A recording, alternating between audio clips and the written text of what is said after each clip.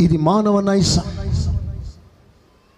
డబ్బున్నంత కాలం నిన్ను వాడుకుంటారు, అందమున్నంత కాలం నిన్ను వాడుకుంటారు, హోదా ఉన్నంత కాలం నీతో వాడుకుంటారు, ఒక స్థాయిలో ఉన్నంత వరకు నిన్ను వాడుకుంటారు, ఉపయోగించుకుంటారు.